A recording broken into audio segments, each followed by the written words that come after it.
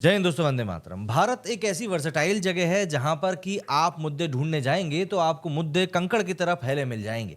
और जब इवेंट हो चुनाव टाइप का कुछ, तब तो आपको कुछ ढूंढना ही नहीं पड़ेगा। बस यूं समझ लीजिए कि आपके दरवाजे पर ही आपको मुद्दे पड़े हुए मिल जाएंगे। लेकिन इस बार के चुनाव में दरअसल कुछ बातें अलग हुई हैं। सौरभ भास्कर के पति फहाद और मुंबई से अपने आप को एक्टर मानने वाले एजाज खान चुनाव हार गए हैं। अब इन दोनों के चुनाव हारने की जो चर्चाएं हैं वो पूरे देश भर में इसीलिए चल रही हैं क्योंकि एजाज खान तो नोटा से हार गए और फहाद बेचारे स्वरा के पति होने के बाद उनके ऊपर ये बोला जा रहा है कि भाई इनको तो पनौती लग गई है इसलिए हार गए।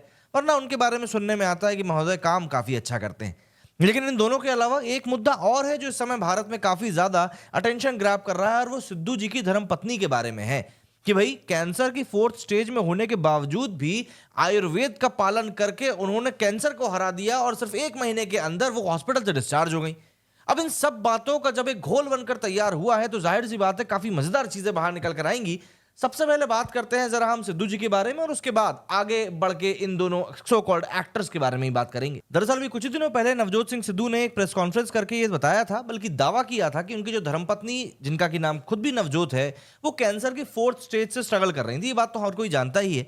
लेकिन उनका ये दावा किया था कि भाई मेरी धर्मपत्नी आयुर्वेद की क्रियाओं का पालन करके कैंसर की 4th स्टेज से लड़कर वापस आ चुकी हैं और अब उनको कैंसर बिल्कुल भी नहीं बचा है। ये तो उन्होंने तब कहा था जब डॉक्टर्स ने कहा था कि भाई आपकी पत्नी के जीवित रहने के चांसेस मात्र 5% है। उन्होंने अपनी प्रेस कॉन्फ्रेंस में दावा किया था कि शुगर, डेयरी प्रोडक्ट से परहेज, हल्दी और नीम का सेवन करके उनकी पत्नी का कैंसर ठीक करने में बहुत कारगर साबित हुआ। सिद्धू ने यह दावा एक प्रेस कॉन्फ्रेंस में किया। सिद्धू ने कहा कि उनकी पत्नी ने अपने आहार में कुछ चीजें शामिल करके स्टेज 4 के कैंसर पर काबू पा लिया। सिद्धू ने बताया कि उनकी पत्नी के आहार में नींबू पानी, कच्ची हल्दी, सेब का सिरका, एप्पल साइडर विनेगर भी उसको कहते हैं, नीम की पत्तियां, तुलसी, कुछ ऐसी चीजें शामिल थी। अब देखिए, हम जिस देश में रहते हैं इस देश में लोगों को ऐसी चीजों के ऊपर भरोसा करना ज्यादा आसान रहता है जो कि ऐसा लगे सोचकर कि नहीं यार ये तो हो ही नहीं सकता। बल्कि अगर आप उनको कोई ऐसी चीज के ऊपर भरोसा दिलवाएंगे जो कि आपको देखकर लगेगा अरे ये तो बहुत आसान है, तब उनको जरूर मुश्किल हो जाएगी। तो ऐसे में नवजोत सिंह सिद्धू ने जब आयुर्वेद को लेकर ये सब दावे किए तो लोगों ने उस बात को बहुत इमोशनली लिया। और हमारे देश में जब कोई जनता इमोशनल हो जाती है ना, तब उसको बहुत सारी चीजों के ऊपर ऐसा भरोसा होने लगता है जैसा शायद उनके माता पिता के बोलने पर भी ना हो। तो ऐसे में कई सारे डॉक्टर्स सामने निकल कर आए जिन्होंने कि नवजोत सिंह सिद्धू के इस दावे को भ्रामक बताया और उन्होंने ये भी कहा कि ये जो नीम और हल्दी की बात कर रहे हैं, हो सकता है इससे कैंसर ठीक हो सकता हो, लेकिन हम मान नहीं सकते क्योंकि इसके बिल्कुल भी क्लिनिकल दावे सपोर्ट करने के लिए सामने नहीं आए हैं। तो आप इस चीज को कैसे भरोसा कर सकते हो? तो ऐसे में इस बात के ऊपर टाटा मेमोरियल अस्पताल के विशेषज्ञों ने चर्चा करने के बाद में एक लेटर जारी किया था। इसके ऊपर डॉक्टर प्रमोश ने सिद्धू की प्रेस कॉन्फ्रेंस का एक क्लिप एक्स पर पोस्ट करते हुए कहा कि ऐसी बातें सुनकर किसी को मूर्ख नहीं बनना चाहिए। उन्होंने कहा कि इस तरह के दावे गैर वैज्ञानिक और निराधार होते हैं। नवजोत कौर की सर्जरी और कीमोथेरेपी हुई थी, यही कारण है कि आज उन्हें कैंसर से मुक्ति मिली है। इसमें हल्दी, नीम या अन्य किसी भी चीज के मददगार होने का दावा पूरे तरीके से गैर वैज्ञानिक है।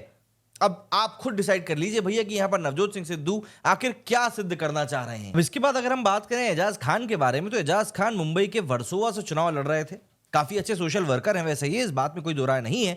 लेकिन मुझे ऐसा लगता है इनका सोशल वर्क जो है वो लोगों तक पहुंच नहीं पाया, क्योंकि जब ये एक पॉलिटिकल पार्टी ज्वाइन करके चुनाव लड़ने के लिए उतरते हैं तब ऑब्वियस सी बात है इनके दिमाग में रहता है कि भाई मेरे तो इतने इतने फॉलोअर हैं। मतलब सोशल मीडिया की अगर हम बात करें तो फेसबुक पर भी इनके मतलब 4 मिलियन से भी ज्यादा फॉलोअर्स हैं, इंस्टाग्राम पर करीब 5.6 मिलियन से ज्यादा फॉलोअर्स हैं, ट्विटर पर भी 4 लाख इनके फॉलोअर्स हैं।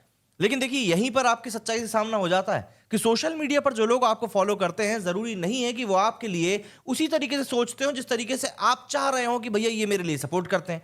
अभी वो ध्रुव राठी ने भी तो कहा था कि भाई हमारे पास 2 करोड़ से ज्यादा फॉलोअर्स हैं, हम चाहे तो इस सरकार को पलट के रख सकते हैं। लेकिन देखिए महाराष्ट्र में तो कुछ अलग ही खेल निकलकर सामने आ गया। कुछ ऐसा ही यहां पर एजाज खान के साथ में भी हुआ। मतलब इस पोस्ट में अगर आप पढ़ेंगे तो आपको दिखेगा कि Bigg Boss fame Ejaz Khan with 5.6 million Instagram followers gets only 118 votes in Maharashtra election. सबसे बड़ी बात तो यह रही कि महोदय जो है नोटा से भी कम वोट पाए हैं। मतलब एजाज खान नोटा से भी हार गए। और इसके बाद एजाज खान जो कि अपनी ही एक दुनिया में अलग मस्त रहते हैं, उनकी इस हार को देखकर लोगों ने कहा कि भाई साहब आपको बिल्कुल भी छोटा महसूस करने की जरूरत नहीं है, क्योंकि ये सिर्फ और सिर्फ आपकी हार नहीं बल्कि पूरे के पूरे छपरी समाज की हार है। सबसे बड़ी दिक्कत यहां पर यह हो गई कि एजाज के परिवार में बताए जाते हैं करीब 80 लोग तो माना यह जा रहा है कि उनके परिवार के लोगों ने और कुछ उनके शुभ चिंतकों ने ही उनको सिर्फ वोट दिया है। जिन लोगों के लिए सोशल वर्क करने जा रहे थे, उन लोगों ने इनको बिल्कुल भी वोट नहीं दिया है। लेकिन जैसा कि हमारे देश में होता है कि कोई भी व्यक्ति जब चुनाव हारता है तो सबसे पहले वो ठीकरा जाकर फोड़ता है ईवीएम के ऊपर। तो एजाज खान ने भी यहां पर यही काम किया और चल पड़े ईवीएम की तरफ दोष देने के लिए। एजाज खान ने यहां पर ट्वीट करते हुए लिखा कि ईवीएम का खेल है सब, जो सालों से कॉन्टेस्ट कर रहे हैं और पॉलिटिक्स में हैं, बड़ी पार्टी बड़ा नाम वो कैंडिडेट हार रहे हैं या फिर बहुत कम वोट्स लाए हैं। मैं तो सोशल वर्कर हूं जो लोगों की आवाज बनने की कोशिश करता हूं और कोशिश करता रहूंगा, पर मुझे अफसोस उन लोगों के लिए है जिनके पास पार्टी का नाम था, खुद का ट्रैक रिकॉर्ड था, जिन्होंने करोड़ों खर्च कर दिए इन 15 दिनों में, वो बहुत बुरा हार गए। सब ईवीएम का खेल है भैया और कुछ भी नहीं। लेकिन आप यहां पर देखिए ना कि ये लोग जो हमेशा ईवीएम के ऊपर दोष मढ़ते रहते हैं, क्या ये तब कभी दोष मढ़ेंगे जब ये खुद जीत जाएंगे? जैसे महाराष्ट्र में अगर हम लोग बात करें तो एक दबा हुआ वर्ग जो है ये बोलने लगा है कि भाई ईवीएम का पूरा खेल हो गया, ईवीएम से ही सब कुछ हो गया। लेकिन झारखंड में जो कुछ हुआ है उसको लेकर कोई कुछ बोल नहीं रहा है। भाई अगर वाकई में किसी एक पार्टी को ईवीएम हैक करके हर चुनाव में जीत दर्ज करनी होती तो फिर वो हर एक चुनाव में ही जीत दर्ज करता ना, ये खाना पूर्ति वाली जीत क्यों दर्ज करता? तो एजाज खान के बारे में तो खैर लोगों ने क्या कहा है जरा वो हम देख लेते हैं। रैंडम सेना की तरफ से पोस्ट किया गया है कि घर वालों से पूछा तूने कि उन्होंने तुझे क्यों वोट नहीं दिया। इसके बाद ये देखिए क्या वोट आया है भैया, वोट आया बोल रहा हूं, क्या लिखा है लोगों ने, आप खुद पढ़ सकते हैं ना, इसलिए मैं पढ़ नहीं रहा हूं इस चीज को। खुरपेच ने लिखा है कि आपकी हार सिर्फ, ये देखिए, आपकी हार सिर्फ छपरी समाज की हार नहीं बल्कि 21वीं शताब्दी में एक समाज के तौर पर हमारी हार है। आपकी इस हार के बाद लोकतंत्र लड़खड़ा गया है और आईसीयू में अंतिम सांसें गिन रहा है। हमारे ऑनलाइन छपरी और बदमाश भाइयों की हार से हम पूरी तरह क्षुब्ध हैं। अबे बोस डी के तुझसे ज्यादा वोट तो मुझे मिल जाते। जाहिर सी बात है यहां पर 40,000 लोगों ने देख लिया है, 2,500 लोगों ने लाइक कर दिया है, तो वोट तो मिल ही जाते। ये देखिए एलविश आर्मी फैन अकाउंट ने लिखा है तू भी अब ईवीएम का रोना रोएगा जिसको 100 वोट भी नहीं मिले। इलेक्शन के रिजल्ट आप यहां पर देख सकते हैं, कम से कम नोटा से तो जीत जाता है। यहां पर रोहित भाई ये कह रहे हैं। भाई देखिए जाहिर सी बात है नोटा से तो आप जीत जाते, कम से कम एक तो स्टैंडर्ड आपके पक्ष में रहता, लेकिन वो भी नहीं हो पाया। अरे भाईजान आपके साथ क्या हो गया, ये शर्म कर ले, नोटा से हार गया तू, तेरा तो दर्द सही है भाई, मतलब सिर्फ 100 वोट। भाई तुझे 43 वोट मिले, अब एक गलती से एक ही घर में प्रचार कर रहा था क्या, घूम घूम के एक ही घर में पहुंच जा रहा था। यहां देखिए, हाँ भाई आप चुप रहो, यहां पे हम खुद हारे हुए हैं, हम जो बोल रहे अब तुम भी वही बोलने लगे, मतलब बड़े लोगों से इनका ही मतलब था। भाई नोटा को भी तेरे से ज्यादा वोट मिले हैं। और अरे ये शाहरुख भाई सपोर्ट में आए हैं। भाई आई सपोर्ट यू, पर मैं पटना बिहार से हूं इसलिए वोट नहीं दे पाया, बहुत ही मायूस फील कर रहा हूं, पर सच कह रहा हूं अगर मैं वहां महाराष्ट्र में होता तो मुझे बहुत ही ज्यादा खुशी होती, आपके सिवा किसी और को वोट करके। लो भाई आखिर में जाते जाते ये महोदय भी इनको पेल गए। ईवीएम से चुनाव में वोटिंग नहीं होनी चाहिए क्योंकि ईवीएम कंप्यूटर प्रोग्रामिंग से जुड़ा हुआ होता है और इसे हैक करना संभव है। एलन मस्क ने यह बात कही है और अरुण यादव जी इस बात को बढ़ा रहे हैं। जाहिर सी बात है अखिलेश यादव जी से जुड़े हुए होंगे, इसलिए इनको थोड़ा सा ईवीएम को लेकर दर्द बचा हुआ है। देखिए एजाज खान तो ऐसे हैं कि उनको ट्रोल करने के मौके हमें और भी कई सारे मिल जाएंगे, लेकिन अब जरा बात कर लेते हैं सौरभ भास्कर के पति कहे जाने वाले फहाद अहमद के बारे में। और यहां पर जिस लाइन का मैंने यहां पर जिक्र किया है वो मैं इसलिए कर रहा हूं कि फहाद के सामने उनकी कॉन्स्टिट्यूएंसी से लड़ाई लड़ रही थी सना मलिक। सना मलिक है नवाब मलिक की सुपुत्री। नवाब मलिक की सुपुत्री को लेकर फहाद ने चुनाव कैंपेन के समय पर कहा था कि भाई ये तो परिवारवाद है, अगर सना नवाब मलिक की सुपुत्री ना होती तो उनको तो कोई पूछता भी नहीं। इसी के ऊपर सना मलिक ने चप्पल को पानी में भिगोया और इनके मुंह पे मारते हुए कहा कि भाई एक नेता की बेटी कहलाना बेहतर है कि आप ये कहलाएं कि आप एक एक्ट्रेस के पति हैं।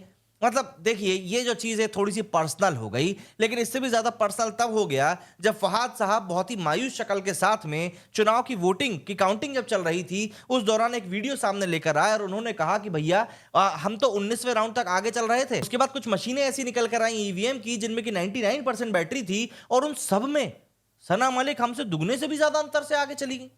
अब उसको लेकर इन्होंने अपना पूरा दुखड़ा सुनाते हुए ट्वीट किया कि after round 16 and a steady lead in all rounds EVM machine that were 99% charge were open and BJP supported NCP Ajit Pawar candidate took a lead. This is rank manipulation, we demand a recount of round 16, 17, 18, 19। ये महोदय ने अपनी बात यहां पर रखी है। इसी को लेकर सौरभ भास्कर भी काफी बिगड़ गई।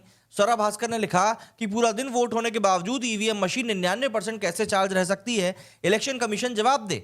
और अणुशक्ति नगर विधानसभा से वैसे ही 99% जैसे ही 99% चार्ज मशीन खुली, उसके बीजेपी समर्थित एनसीपी को वोट मिलने लगे। आखिर ये सब कैसे हुआ? सौरभ भास्कर ने इसके बाद इंग्लिश में भी वही चीज लिखी है और कहा है कि भैया इन राउंड में हमारे साथ में खेला हो गया। लेकिन देखिए, लोग तो इसके ऊपर चटकारे लेना नहीं छोड़ेंगे, तो हम भी देखते हैं कि लोगों ने इसको लेकर क्या कुछ कहा है। वैसे फहाद भाई साहब को काफी लोगों ने सपोर्ट किया था। यहां पर आप देख सकते हैं भीम आर्मी के चीफ ने भी इनको सपोर्ट किया था, सुप्रिया सुले भी उनके सपोर्ट में पहुंची थी। इन महोदय का मुझे नाम नहीं पता, अच्छा ऊपर लिखा श्रीनिवास बीवी ने भी इनको सपोर्ट किया था। कन्हैया कुमार भी पहुंचे थे। अब भाई जो व्यक्ति अपनी खुद की नहीं बचा पा रहा है वो इनकी कैसे बचाएगा? चलिए सौरभ भास्कर के ट्वीट के ऊपर देखते हैं कि लोगों ने क्या कुछ कहा है। यहां पर स्किन डॉक्टर ने लिखा है, हैक किया गया है। मतलब इन्होंने ईवीएम को लेकर कहा है कि भैया पक्का हैक किया गया है। मैंने कल रात श्री नरेंद्र मोदी और अमित शाह जी को डुप्लीकेट चार्जर के साथ अनुशक्ति नगर के ईवीएम स्ट्रांग रूम में जाते देखा था। फांसीवाद के खिलाफ आपके द्वारा खुलकर बोलने की सजा आपके शौहर को दी गई है। अंतर्राष्ट्रीय क्रिमिनल कोर्ट में अपील करें, मैं आपके लिए गवाही दूंगा। इसके बाद दिल्ली से हूं लिखते हैं, ना कुंदन का नाड़ा ढीला कर पाई ना वोटर्स का। अरे भाई ये कौन सी बात हो गई? यहां पर क्या लिखा है भाई, ईवीएम है तेरे वाइब्रेटर थोड़ी जो 1 घंटे में बैटरी ड्रेन हो गई। वाइब्रेटर क्या होता है भाई? वो ईवीएम है स्वराजी, आपका वाइब्रेट। ये कुछ गलत चीज है, इसको इग्नोर करते हैं हम। बलिया से लिखा है, किसी मौलाना से पूछ किया, बहुत ज्ञानी है, वो आपको बताएंगे कि भाई ईवीएम से कैसे क्या हैकिंग वैकिंग होती है। अनुराधा जी यहाँ पर लिखती हैं कि इसी पल का इंतजार था, ईवीएम पर दोष और आरआर शुरू, अंगूर खट्टे हैं। यहाँ पर अगर आपको आरआर का फुल फॉर्म पता है तो जरा कमेंट सेक्शन में जरूर बताइएगा, क्योंकि कई लोगों को इसके बारे में इल्म नहीं है कि ये आरआर का फुल फॉर्म क्या होता है। आपके ज्ञान का तो मैं फैन हूं, चाहे वो ज्ञान एनआरसी पर हो या फिर ईवीएम की मशीन पर। ओहो, ये कुछ तस्वीरें आई हैं, जैसे ये बदल सकती हैं तो वो सब कुछ बदल सकता है। पहले जब सौरभ भास्कर थी तब आज़ादी मांगती थी, अब जब वो मुस्लिम बन गई हैं तो आज़ादी तो गई ही, शक्ल भी बिगड़ गई। अब देखिए ये तो भैया बहुत पर्सनल कमेंट हो गया, इसके ऊपर हम कछु नहीं बोलेंगे। यहाँ लिखा है, बड़ा ही अजीब सा लिखा है, संधि विच्छेद कर दिया गया है। वोट काउंटिंग के लिए ईवीएम को दोबारा चार्ज करना पड़ता है। फहाद भाई की बहन, तूने बेचारे फहाद को भी बेंच, भाई कैसे लिख देते हैं यार लोग, मतलब मजा ही आ गया। तेरी पनौती लग गई, जन्मदिन मुबारक हो फहाद मियाँ, भाई का कॉन्फिडेंस बरकरार रहे। अच्छा इसके ऊपर भी भाई काफी विवाद हुआ था वैसे, है ना, अगर आप लोगों को याद हो तो।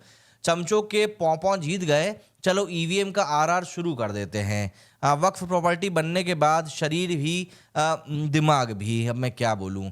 यहाँ वैसे मोदी जी सही कह रहे हैं कि अब आप लोग रोना बंद करिए, आपकी आवाज यहाँ तक आ रही है। देखिए सोशल मीडिया दरअसल जगह ही ऐसी है जहां पर कि लोग, ऐसा लगता है कि सिर्फ और सिर्फ मजे लूटने के लिए जाते हैं, और यहां पर भी लोग मजे ही लूट रहे हैं।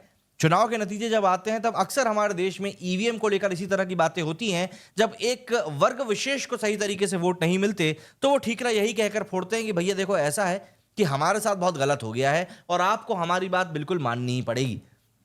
वहीं अगर हम बात करें नवजोत सिंह सिद्धू की, तो देखिए मेडिकल साइंस के बारे में मेरी तरफ से मैं किसी भी ऐसी बात को नहीं मानता हूं जिसमें कि सिर्फ और सिर्फ दावे हों, और वो भी एक आध केस को लेकर दावे हों। ये बात वाकई में सही है कि नवजोत कौर की कीमोथेरेपी वगैरह हुई थी, उनका इलाज भी चला है। तो सिर्फ हम ये नहीं कह सकते कि सिर्फ आयुर्वेद के बूते पर ये हो गया, लेकिन आयुर्वेद पर हमको पूरा भरोसा है, ये बात भी हम जानते हैं। तो ऐसे में अगर आयुर्वेद और मेडिकल साइंस को हम साथ में लेकर आगे चल सकते हैं तो शायद मेरे हिसाब से वही बेहतर रहेगा, बजाय इसके कि हम किसी एक ही चीज को अंधा सपोर्ट करें। कमेंट करके जरूर बताइएगा कि आप लोगों का इस बारे में क्या कुछ कहना है। मेरे इस वीडियो में फिलहाल इतना ही। जय हिंद, जय भारत।